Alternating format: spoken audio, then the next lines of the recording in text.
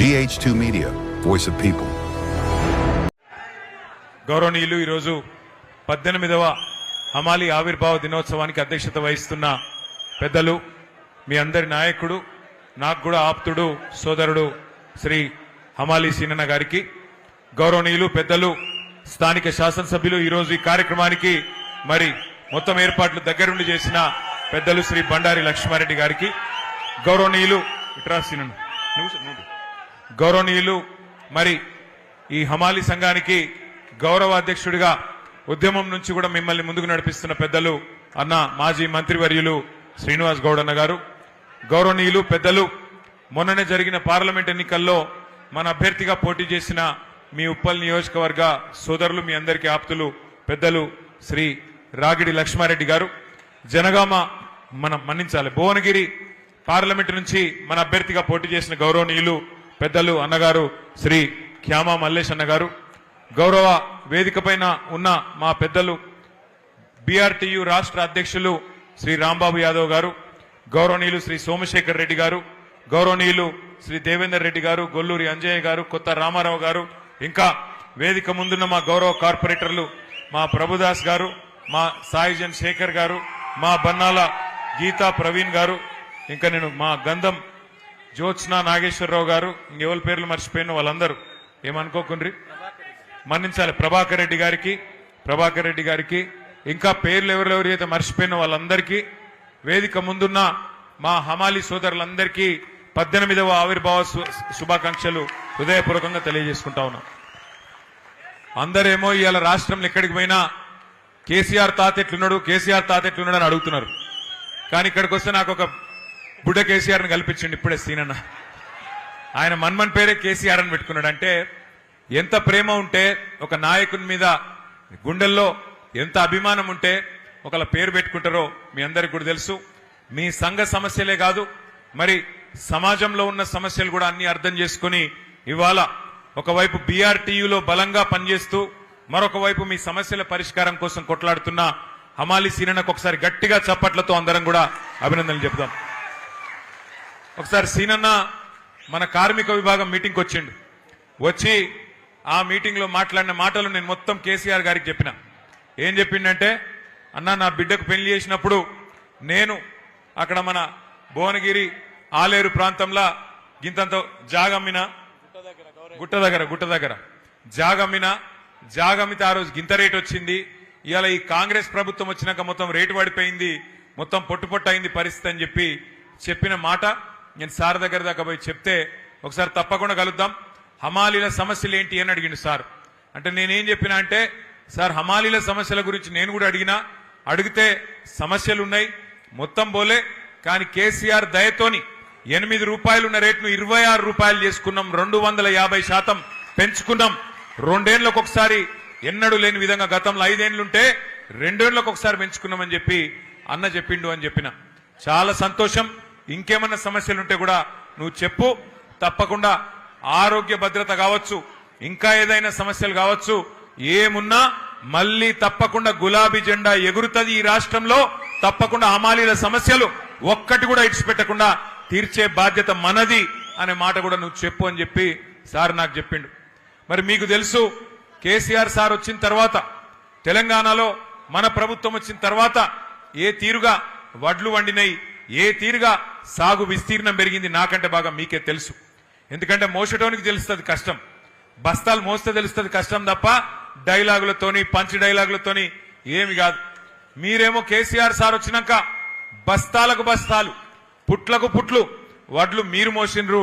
మరి రాష్ట్రంలో ప్రజలకు బువ్వ పెట్టే విధంగా, దేశంలో ప్రజలకు బువ్వ పెట్టే విధంగా అటు రైతన్న కష్టపడితే మరి మోసి మోసి మోసి మీ ఈపులో కాయలు కాసిన పరిస్థితి. మీరేమో బస్తాలు మోసి, వడ్ల బస్తాలు మోసి, బియ్యం బస్తాలు మోసి మీరు కష్టపడ్డారు. మరి ఇవాళ ముఖ్యమంత్రి గారు ఉన్నారు, ఆయన కూడా కష్టపడుతున్నాడు. ఏం సంచులు మోస్తున్నాడో నాకంటే బాగా మీకే ఎరక, ఏం సంచులు మోస్తున్నాడో యాడికి మోస్తున్నాడో మీకే ఎరక. ఆయన పాపం మోసి మోసి కష్టపడుతున్నాడు. ఆయన కూడా బస్తాలు మోసి మోసి ఢిల్లీలో ఉన్న పెద్దల కోసం పైసల సంచులు మోసి మోసి అవస్థ పడుతున్నాడు, ఆగమైతున్నాడు. ఆయన ఆగమైతే అయ్యిండు, కానీ రాష్ట్రాన్ని ఆగం చేస్తున్నాడు. నిన్ననే మేమందరం గౌరవ శాసనసభ్యులందరం కూడా అందుబాటులో ఉన్న వాళ్ళందరం కన్నెపల్లి పంప్ హౌస్ కాడికి పోయినాం. కాళేశ్వరం ప్రాజెక్టు ఎక్కడనైతే ఇవాళ మేడిగడ్డ బ్యారేజ్ ఉన్నదో అవతల 10 కిలోమీటర్ల యువతలకి కన్నెపల్లి పంప్ హౌస్ ఉన్నది. ఆడపోయి చూసినాం. దేశమంతా రాష్ట్రమంతానేమో వర్షాలు లేవు. మొత్తం 33 జిల్లాలలో 26 జిల్లాలలో వర్షాభావ పరిస్థితులు ఉన్నాయి. వర్షం తక్కువ పడ్డది. రైతు మొగులు దిక్కు చూస్తున్నాడు. కానీ అక్కడ పోతే 1,00,000 క్యూసెక్కుల నీళ్లు కిందికి పోతున్నాయి.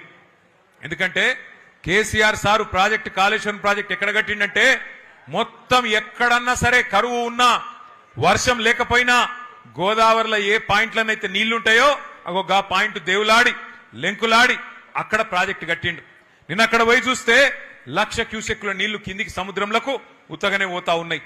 అందుకే నిన్న పోయి అక్కడ విజ్ఞప్తి చేసినాం రాష్ట్ర ప్రభుత్వానికి, అయ్యా ముఖ్యమంత్రి గారు, నీకు మా మీద కోపం ఉంటే కేసులు పెట్టుకో, నీకు మా మీద కోపం ఉంటే ఏమన్నా చేసుకో, కానీ మా మీద కోపం రైతుల మీద తీయకు. ఇగో పంపు దగ్గర కన్నెపల్లి పంపు దగ్గర 1,00,000 క్యూసెక్కులు కిందికి పోతున్నాయి. ఆడ నువ్వు చేయాల్సిందల్లా 2 పంపులు చాలు చేస్తే చాలు, మొత్తం రాష్ట్రం అంతా సుభిక్షంగా అవుతుంది కాళేశ్వరం ప్రాజెక్టు వల్ల, దయచేసి ఆ పని చెయ్యు అంటే చేస్తలేడు. ఎందుకంటే ఆయనకు తెలుసు, ముఖ్యమంత్రి గారికి ఆయనకు తెలుసు, నీళ్ళు ఇచ్చినావనుకో యూరియా ఇయ్యాలి, మరి యూరియా ఇస్తే పంట వండుతుంది, పంట వండితే మరి మళ్ళీ పంటలు కొనాలి, పంట కొంటే మద్దతు ధర ఇయ్యాలి, మద్దతు ధరిస్తే మళ్ళా బోనస్ ఇయ్యాలి. ఇక సప్పుడేక ఈ లొల్లెంత ఎందుకు, నీళ్లు లేకపోతే ఏ లొల్లి లేదన్నట్టు ఇవాళ నీళ్లు ఉండి కూడా పంటలను ఎండబెడుతున్నాడు, రైతులను ఇవాళ తొక్కుతున్నాడు ఈ రాష్ట్ర ముఖ్యమంత్రి రేవంత్ రెడ్డి. నేను మీ అందరినీ, మా హమాలి సోదరుల్ని కోరేది ఒకటే, మీకు కూడా ఆకలి అవుతుంది, నాకు కూడా ఆకలి అవుతుంది, ఎక్కువ పరీక్ష పెట్ట ఒకటే ఒక్కటి నేను మిమ్మల్ని కోరేది, రాష్ట్ర అధినేత, రాష్ట్రాన్ని నడిపే వ్యక్తి సద్బుద్ధి కలిగిన వాడైతే, మంచి బుద్ధి కలిగిన వాడైతే రాష్ట్రంలో పేదలు గాని పెద్దలు గాని అందరు సంతోషంగా ఉంటారు. రాష్ట్రంలో హమాలీలు గాని లేదా మిల్లు యజమానులు గాని అందరు సంతోషంగా ఉంటారు. 10 ఏళ్లు మనం అదే చూసినాం కేసీఆర్ గారి ప్రభుత్వంలో. రైతు బాగున్నాడు, అట్లాగే పారిశ్రామికవేత్తలు బాగున్నారు. కరెంటు బాగుంటే పారిశ్రామికవేత్తలు బాగుండే, కార్మికులు బాగుండే, అంతా సుభిక్షంగా ఉండే.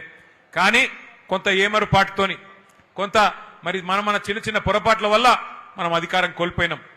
బాధపడేదేం లేదు. ఇంతకుముందు సీనన్న చెప్పింది కరెక్ట్, అధికారం పోతే పోయింది కానీ ప్రజల్లో మమకారం తగ్గలేదు.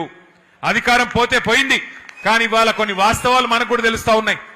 కుండ వలిగితే వలిగింది కానీ కుక్క బుద్ధి తెలిసిందని ఎవడు మనోడు ఎవడు పగోడు మనకు కూడా అర్థమైతా ఉన్నది. ఎవరైతే ఇవాళ ఈ కష్ట సమయంలో కూడా మనతో నిలబడి ఉన్నారో, 18వ ఆవిర్భావ దినోత్సవం చేసుకుంటున్నాం మేము, హమాలీలం, మా గుండెల్లో కేసీఆర్ ను పెట్టుకున్నాం, మీరు రావాలే అని చెప్పి ఇక్కడికి పిలుచుకున్న మా హమాలి సోదరులకు మీ రుణం తప్పకుండా తీర్చుకుంటా, మీ ప్రతి సమస్య పరిష్కారం చేసే బాధ్యత నేను తీసుకుంటా అని చెప్పి మీకు విజ్ఞప్తి చేస్తా ఉన్నా. సీనన్నకు కూడా నేను చెప్తా ఉన్నా, ఇట్లే గట్టిగా ఉండండి, మిమ్మల్ని చేయగలిగింది ఏమీ లేదు. సరే మా మీద అంటూ 2 కేసులు పెడతాడు, మీ మీద కేసులు పెడితే ఏమవుతుందో ఆయనకు కూడా ఎరికే, ఈప్ సాఫ్ అవుతుందని తెలుసు. అందుకే మిమ్మల్ని ఎవ్వడు ఏమీ చేయలేడు. ఐకమత్యంగా ఉండండి, గట్టిగా ఉండండి. ఇంకొక 2 ఏళ్లలో తిరిగి కేసీఆర్ గారిని ముఖ్యమంత్రి చేసుకుందాం, బ్రహ్మాండంగా చిన్న చిన్న సమస్యలు ఏమున్నా తప్పకుండా పరిష్కారం చేసుకుందామని చెప్పి మీ అందరికి కూడా తెలియజేస్తూ, మరి ఈరోజు శుభదినం, మంచి కార్యక్రమాన్ని ఏర్పాటు చేయడంలో లక్ష్మారెడ్డి గారు పూర్తి సహకారం అందించారు. వారికి గట్టిగా, ఎమ్మెల్యే గారికి గట్టిగా చప్పట్లతో వారికి కూడా అభినందనలు చెప్పాలి. అట్లాగే మా గౌరవ కార్పొరేటర్లందరూ వారు కూడా ఇవాళ ఇక్కడ హాజరై మీ పట్ల ఉన్న ప్రేమను ప్రకటించినందుకు గౌరవ కార్పొరేటర్లకు, సీనియర్ బీఆర్ఎస్ నాయకులకు అందరికీ కూడా ఒకసారి గట్టిగా చప్పట్లతో అభినందనలు చెప్పాలని చెప్పి తెలియజేస్తూ, మా హమాలి సోదరులందరికీ మళ్ళొక్కసారి ఆవిర్భావ దినోత్సవ శుభాకాంక్షలు తెలియజేస్తూ, జై తెలంగాణ, అన్ని పిడికిలు లేవాలి, జై తెలంగాణ, కేసీఆర్ గారి నాయకత్వం, హమాలి సీనన్న నాయకత్వం, జై తెలంగాణ.